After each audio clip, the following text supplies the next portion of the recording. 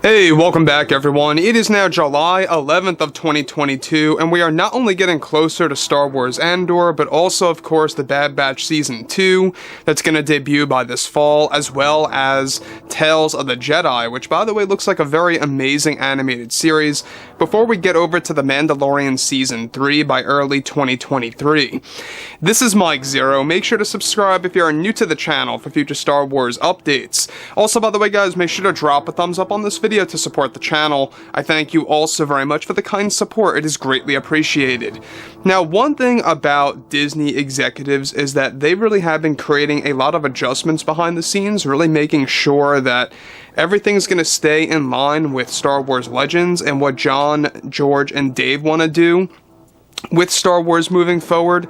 You know, that's basically what Favreau, Filoni, and Lucas are ultimately trying to achieve, is that they want to revive Star Wars Legends and put it into the Disney canon and keep it as accurate as much as possible to really keep that legacy alive. Now, here we are, you know, it is the middle of 2022, we're approaching 23 slowly. That's really going to pick up with a lot of the other Star Wars TV series. However, one TV show that will debut next year is, of course, Skeleton Crew. That's going to be done by Kathleen Kennedy, which is something that a lot of fans are very skeptical about, and we'll get into that in just a little while. But on top of all of this, alright, what's really intriguing has a lot to do with the fact of the character of REVA in the Obi-Wan Kenobi series as a whole. Now, we already know that, of course, the character of REVA wasn't really written so well at times by Joby Harold, and the character was supposed to be more grounded in the Obi-Wan Kenobi trilogy by Stuart Beatty. So Stuart Beatty originally had a far better vision of REVA in the Kenobi movie trilogy than how she was used in the Kenobi series. I mean, that just really makes you stop and think for a second. If they had brought Stuart Beatty on board of the series, you know, we could have very well had a superior version of REVA in comparison to the one that we got.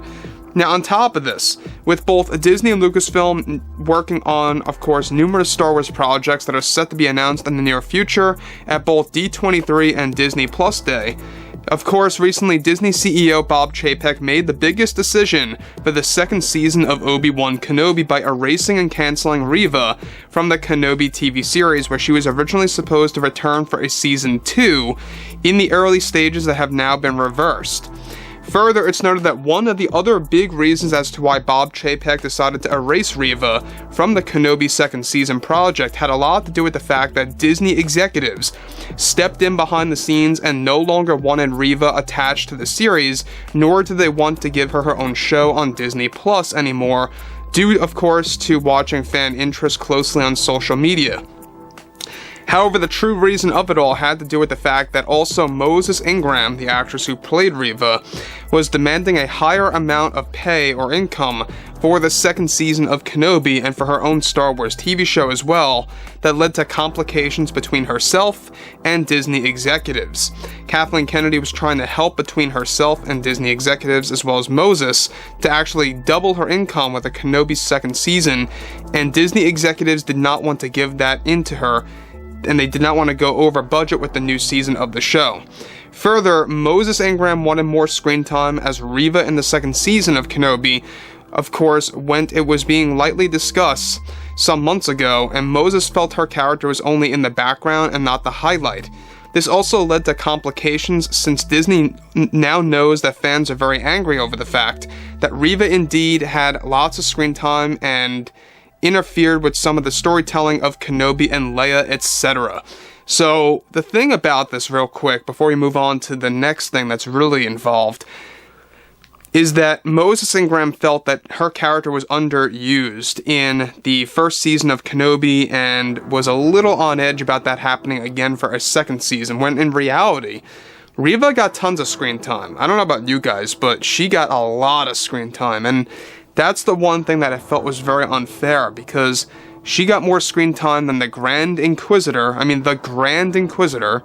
as well as Fifth Brother, as well as Fourth Sister, and just all the Inquisitors together. She had the most screen time. What they should have done is that they should have actually used all the Inquisitors equally and gave them fair amount of screen time altogether, hunting down Kenobi, splitting apart, you know, working together as a team, kinda. And I think that would have been a little bit more, you know, upping the stakes for Kenobi, so to speak. I don't know about you guys, but to me, Fifth Brother seemed like he was very, you know, more considerate than all of the other Inquisitors. It just felt very odd to me.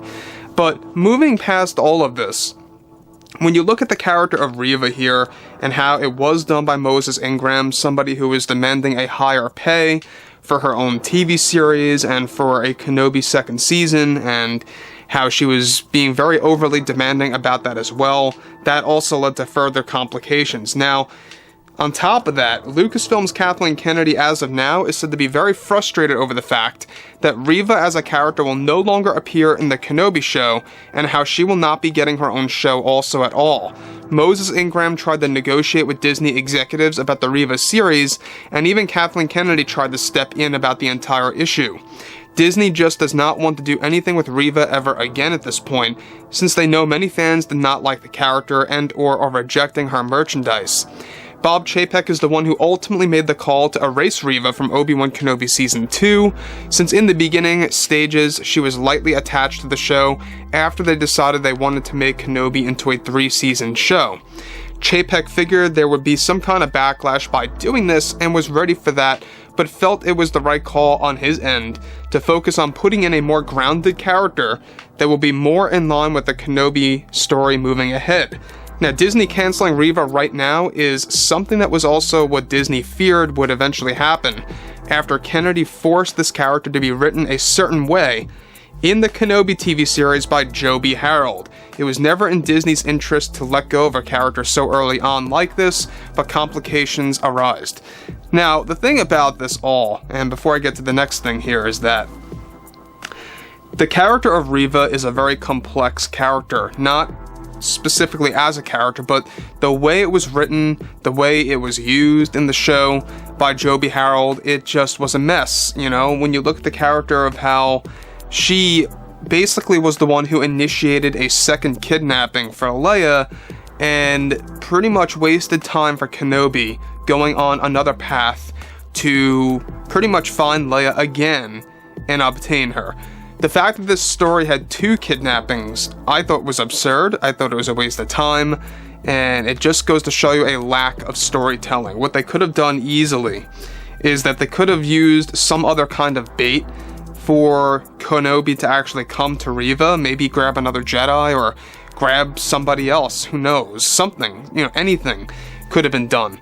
But overall, you know, when you look at something like this, alright, everything related to the Reva Star Wars series that was cancelled and how she was also erased from Obi-Wan Kenobi Season 2 by Disney executives.